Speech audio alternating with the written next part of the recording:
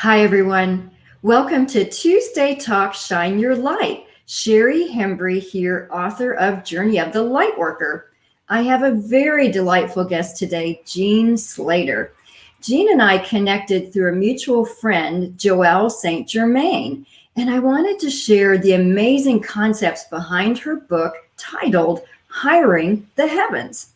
If you've ever wanted to co-create your life with God and the angels as your executive team and have them work behind the scenes, helping you manifest your goals in life, then be sure to watch and listen to our fun-filled show today. We'll explore the unique concepts of this employment metaphor, but first I'd love to share a little bit about Jean's background. Jean Slatter is the founder of the Higher Guidance Life Coach Certification Program.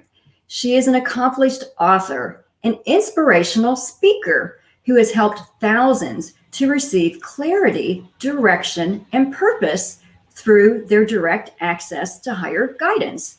In 2005, Jean published her landmark book, Hiring the Heavens, which introduced a unique perspective on connecting with the power of the heavens to fulfill your daily and life goals. Hiring the Heavens has inspired people all over the world to create their world in tandem with the workforce of the celestial realm. Far beyond goal setting, it is a simple method to express your intentions and then ask the universe to work in fulfilling them.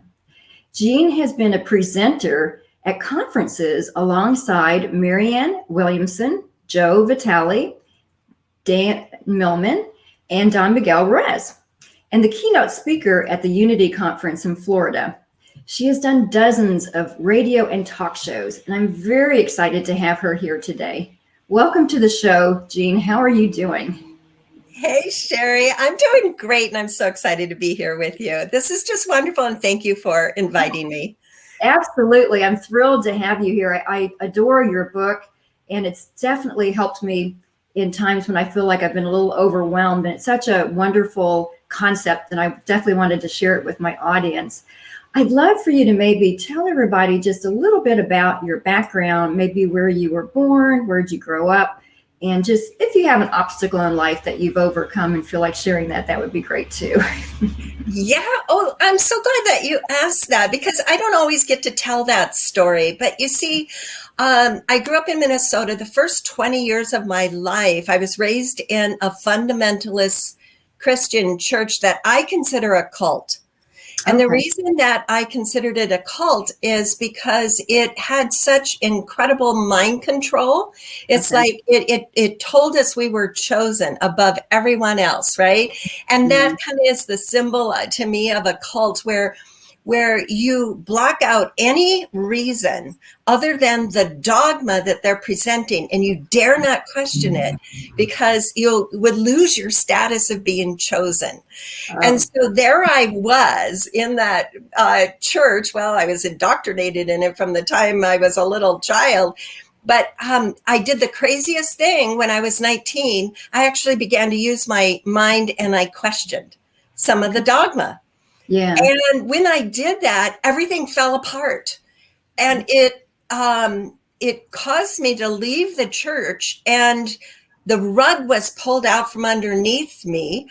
I felt like anything that had to do with religion or spirituality or angels or God, all of it was a lie. That's what it felt like to me. And I had been deceived since I was a child. And then, so I threw the baby out with the bathwater. And the next 20 years, I would have nothing, absolutely nothing to do with anything spiritual. And if someone wanted to talk to me about God or angels or anything, I would say, you're crazy, you're nuts. And I'm not buying into any of that. And here I am now, a spiritual teacher. So it's like the universe really does work in interesting ways and mysterious ways, because what I see now with 2020 hindsight is that guidance really had to show me what it's like to totally give up your mind to a dogma and have that fear of being unable to question. And then the next 20 years of going into a space where I was in complete denial of anything spiritual. Right. And then very gently, but very emphatically, they turned me around to say, now, let us show you another way to approach your truth and a way that you can connect with your divine essence that isn't about dogma and leaves it totally open to question. And that was beautiful. So here I am now, a spiritual teacher, but it's been quite a journey. Oh my gosh, that does sound like a journey. And I think you're right. I mean, we all come from different religious backgrounds, and that's great. And I love to look for the commonality of the good aspects of anything, and that's how we kind of all come together. But we should always have the ability to ask questions to better understand something, understand if it's a good fit for us, and where we fall into, that specific. And I think it gives us deeper understanding and connection versus the opposite. So I really appreciate the whole journey, and I guess come full cycle, it sounds like. And I would love for you to talk a little bit about the concept of hiring the heavens, and what was the inspiration for your book? Well, guidance had to absolutely turn my head around and capture my attention in a way that could not be denied. Since I was in that space of saying there wasn't anything beyond what you can see with your eyes, they had to really capture my attention and say, yes, this is undeniable. There is something more. And what happened for me was a very pivotal moment in my work as a traditional naturopath. I was working with a client one day. We were doing a session where I had a way of asking the body what it wanted. And some people are familiar with muscle testing. Some people are familiar with pendulum dowsing. Well, I use dowsing. And in asking the body what my client wanted, it said that I needed to do a therapy on 5 neurotransmitters. Now, neurotransmitters, if people aren't familiar with it, are the chemicals in the brain like serotonin and norepinephrine. And I was able to come up with 4 of the 5 neurotransmitters, yet the body kept telling me, you have to name all 5. And I couldn't think of what that 5th neurotransmitter might be. So I said to my client, we're going to need to reschedule because your body keeps telling me I have to name all 5 neurotransmitters. I've only got 4. I've got to do some research. Let's just set another time.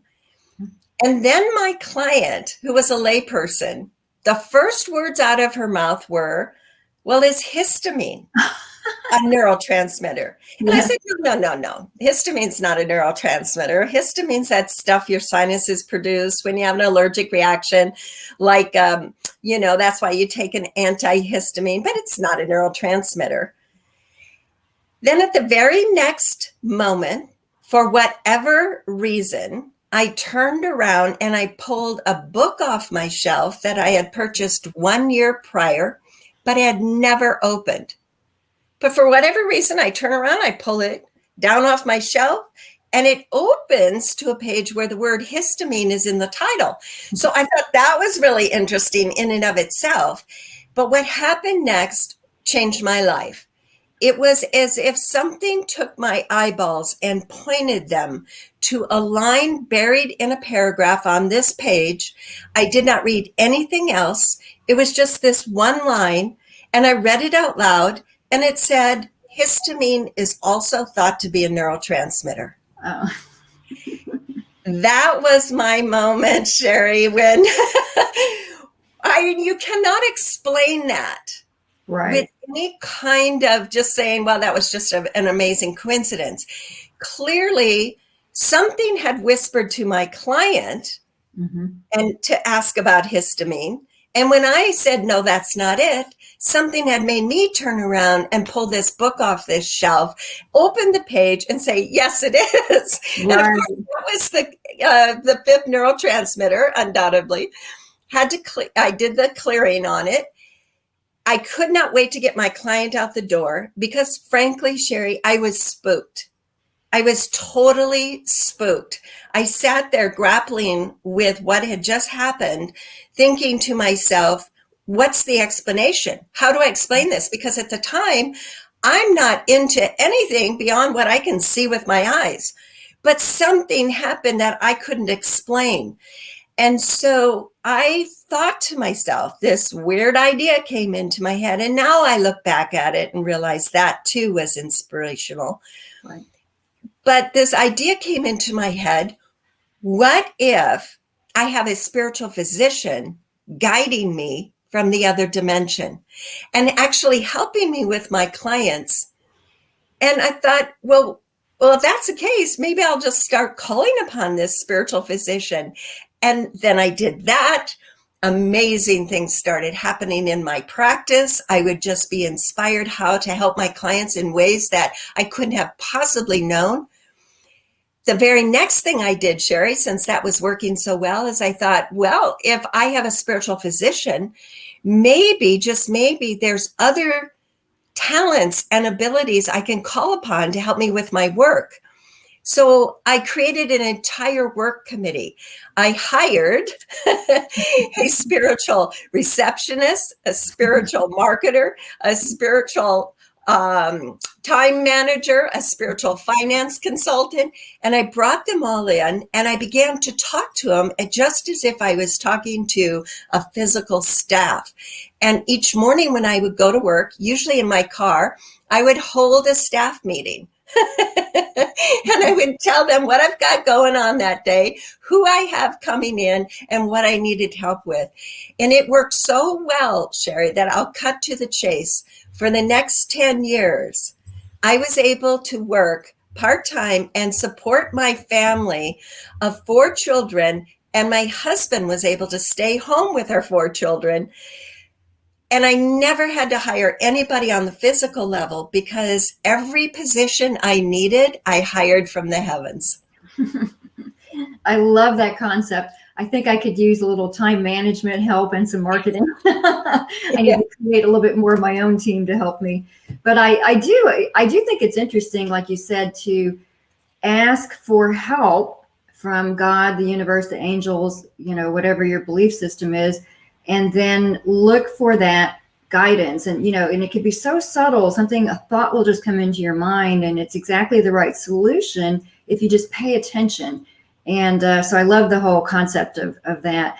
And tell me a little bit more about your book and maybe some of the tools that you use to help people kind of create the life that they want. So we're getting our team together, we're creating clarity on what it is we want. What are some of the other tools that you would suggest? Awesome. Well, here's the beauty of this concept. It is so simple. It requires absolutely no practice.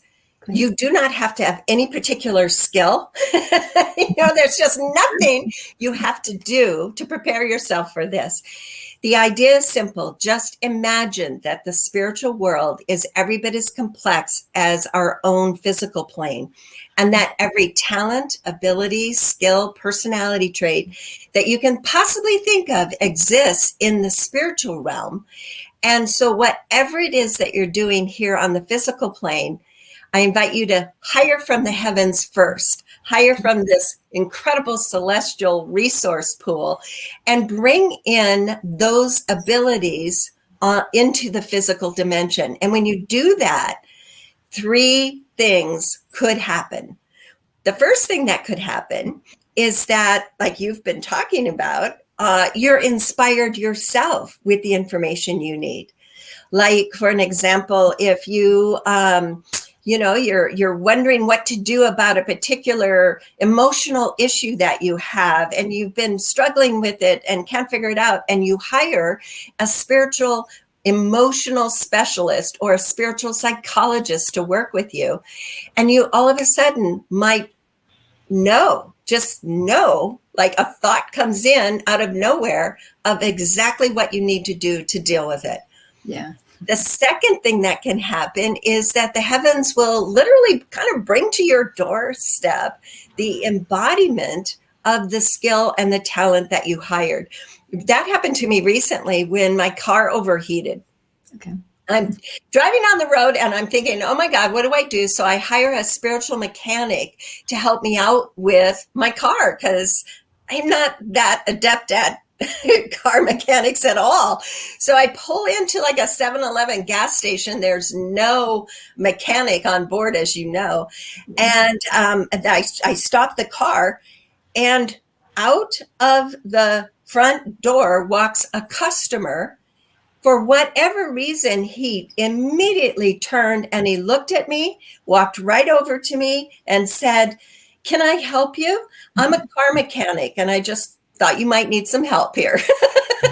Perfect. Just like that, I had the physical embodiment of that talent and ability that I had hired. Yeah. And then the third thing that can happen is a flat out miracle. Right. And this is the fun part, because I want to talk about miracles are things that we just cannot explain in any other way. And there are so many stories that I have, not only in my book, but also from people that have written to me of flat out miracles that have happened in their lives from hiring the heavens. And truly, some of the stories are just amazing. One story that I love so much comes from a review on Amazon. And this lady told the most amazing story that'll just give you goosebumps. She said that for 3 years, she had been missing her mother's opal ring. Her mother had passed away, and that ring had always been promised to her since she was a little girl. But when her mother passed away, they looked throughout the entire home and they could not find it. So for 3 years, she just kind of even forgot about it because she knew it was gone. After she read my book, she had the craziest idea to hire a spiritual jewelry sleuth. And she said, "Can you find my mother's opal ring and bring it to me?" It was just the next day. She's doing her laundry and she's mating her socks. One of her socks had a knot in it. So she untied the knot, but she could feel there was something in it. So she put her hand in the sock and pulled out her mother's opal ring. Wow. Now that's a miracle. Now that's a miracle. That is a miracle. And I've done something sort of similar as well, not even realizing I was using that same concept. I had a knee injury and I'd been walking around on crutches and I didn't really want to go to the doctor. And I had so much going on in my life. And I finally just thought, you know what? I just need this fixed. And I just set the intention that it was going to be healed. And I went to a friend of mine and I had her do a Reiki session. And I said, we're going to knock this out in one Reiki session. And the next day I get home and I don't really feel a lot different. But I woke up the next day and my knee was like so different. It was so much dramatically better. I didn't have to use the crutches. It started to come back and I thought, oh, no, whatever I've got going on that I'm attracting that potentially. My answer was just no. I don't want to know the details. I'm just going to say no. And it was sort of like I asked my spiritual team just to cut that cord or, get rid of that thought. And then my knee just really healed. And it's just what I needed at that time in my life. And, it's the same concept of what you're talking about, ask and you shall receive, right? Right. And this is one of the things that was differentiated for me when I first was exploring this whole idea of hiring from the heavens. And by the way, I went hog wild. I hired from the heavens for everything that was going on in my life. And I really encourage your listeners to do the same. Like don't hesitate to call upon the heavens for everything, because most people will wait until they have a big ticket item to ask the angels to help or something they think is deemed worthy. Right. But guess what? The heavens loves to be involved in your everyday life. Who knew they like to do dishes with you? Who knew they like to organize your closet? I mean, they do. They want to be invited into your everyday life, and they love being part of it. And so don't hesitate to call upon them for everything that's going on in your life. But when I first started exploring this, I thought to myself, this must be working through the law of attraction. Right. And later, after the book was published, so this is not in the book, but after the book was published, I did a session with my spiritual team that was educating me about spiritual things, because you remember, by this time I'm in my 40s, and I really didn't have a spiritual education. I had 20 years of occult and 20 years of avoiding anything to do with spirituality. So I needed an education, and I put together a spiritual education team. And for 3 years, I journaled and asked questions about what this life is all about. You know, how'd we get here? What's the purpose of life? Does any of it matter? I really wanted to know. And during that time, they advised me not to read any books, because they said, we want to tell you directly, and afterwards we'll let you know about books you can read. So it was during that time that I had just become acquainted with the law of attraction. Right. And then I made the assumption that this is how this works. But guidance later told me, no, it actually doesn't work through the law of attraction. It works through the law of grace. And here's the difference. And this is really, really important here. In the law of attraction, it's a linear equation. What you put out, you get back, right? Mm-hmm. 1 + 1 = 2. The law of grace is quite different. The law of grace is 1 + 1 = well, whatever you want it to be. And it's not based upon anything that you do. You see, in the law of attraction, and I do believe in the law of attraction, right, but in the law of attraction, you need to pay attention to what is your attitude? What is the energy you're putting out? Do you have gratitude? It's about paying attention to the frequency and energy you're putting out. Right. Okay. And this is very, very important. But in the law of grace, here's the difference. This gift, and it really is a gift, of your access to this resource pool is not dependent on anything you do. It is a gift. There is nothing you can do to have it taken away from you, and there's nothing you can do to earn it. So this is going to sound very strange, but I don't care how much gratitude you have. It still doesn't make a difference. You still have this gift. I don't care how much gratitude you don't have. It doesn't make a difference. You still have this gift, and you have this gift because of your divine nature. So there's nothing you can do to earn it. There's nothing you can do to have it taken away. And so you can relax and just know that this is part of your divine nature, and it's been a gift that's been given to you, and to go ahead and use it. And you don't have to be hyper vigilant about, well, am I doing it right? There's no one right way of doing this, and you can't get it wrong. And so that's the beauty of this, and why it is different and unique from the law of attraction. I love that too. And that is a very interesting concept to think about, because often we're raised, at least for me being a Christian, that abundance is limited and maybe I'm only deserving of a certain amount. And so what you're really stating is that the whole world is my oyster, so to speak, and I could potentially have a lot more than maybe what I've even thought about. And there's no, and I guess that does kind of bring up an interesting idea too about payment. Do we, have to pay our heavenly team, or, it sounds like maybe not. I'll let you address that, I guess. Great question. Yeah, there is a payment. Oh, and believe me, there is a payment, and you can afford it. The payment actually comes through your love and joy that you experience as being a creator. And Secondly, and more importantly, it comes through your presence. So imagine your divine nature, as I said, is, first of all, has access to the entire spiritual realm. And all of that power and resources available for you to create your world in tandem with spirit. But they want to be part of your life. They enjoy seeing through your eyes and feeling through your touch and experiencing and hearing through your ears. They enjoy being part of this physical dimension, and you being present to this is the payment.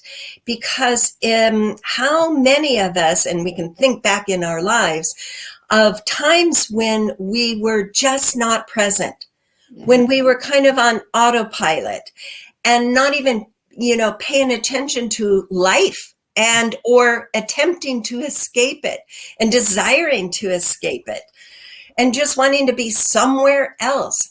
Well, that is not payment to our spiritual divine nature. Our divine nature wants to be present, involved, hearing, seeing, feeling, and being part of this physical dimension. And that's how we pay our spiritual hires. And we can afford that, right? Absolutely. And I think so many of my teachers that I admire talk about, one of our greatest gifts that we can give is love and joy. And we give that to ourselves before we can give it to someone else. In other words, we have to love ourselves, feel joy, or we can't give that to others. But if we can create that in our life, we can create such a much better world in which we live in and bring the elevation, of the consciousness of everybody, kind of, bring it up into a more joyful, loving place, I think. And anything else in terms of concepts of your book that you'd like to share, or, what would the heavens maybe like us to know? I don't know if there's any message or. They would love to tell your listeners to use this gift. When you give a gift to someone, you just hope that they love it and they use it. Can you imagine if you spent a lot of time picking out a computer for your nephew that, just say you had you did not want to spare any expense, and you knew your nephew was going into graphic design. So you went out and you got the very best electronics for him to go into his career full force as a graphic designer. Well, when you give this gift, you hope that he loves it. And that he uses it every day, uses it so much that he doesn't know what he'd do without it, right? And that would just please you to no end. Well, here the heavens has given you this gift. And what they want more than anything is that you use it, and you use it to the point where you don't know what you'd do without it. So that is my recommendation, and what the heavens wants you to know is to use this gift. Hire immediately from the heavens. Do not wait for that big ticket item. Do it for everything that's going on in your life. No matter, if you're remodeling your house and you need a spiritual interior decorator to help you pick out the colors. If you're going shopping for a friend, hire a spiritual gift angel. If you're traveling on a trip, hire a spiritual mechanic to keep your car running. Hire a spiritual tour guide to help you find all the great places. Hire a spiritual attitude adjuster to keep your kids happy in the car. No matter what it is, bring the heavens in to be part of your life. They love it, and they want you to use this gift, so don't hold back. Oh, awesome. I love that. Thank you so much for sharing that. And if folks were interested in getting more information on you, your book, your teachings, I'm going to share, hopefully that's your website. Yeah, jeanslatter.com, and it goes to Creative Mystic. Okay. So don't be confused by that, but it's all the same site. Oh, awesome. So that's the best place to go to get connected with you. Yes. Oh, great. And I'd like to share for just one moment my website. If anyone's interested in my novel, Journey of the Lightworker, please see ShariAHembry.com. I do have links to Amazon and Barnes and Noble. It's discounted on Amazon, about 20% off. And if you sign up for my newsletter, you'll get 3 free meditations. Thank you so much, Jean, for being a guest today. I think the information you shared was just amazing, and it's inspired me to take a little more time in my morning and kind of get my team organized and more clarity on what it is I'm asking help for in a little bit different way. So I think that's going to be fabulous, and to really expect great things to come from it. So wonderful. Thank you so much, Shari. It's been a delight. Oh, it's been my pleasure, definitely. And everyone, please remember to shine your light out in the world this week, because we need you. Namaste, everyone.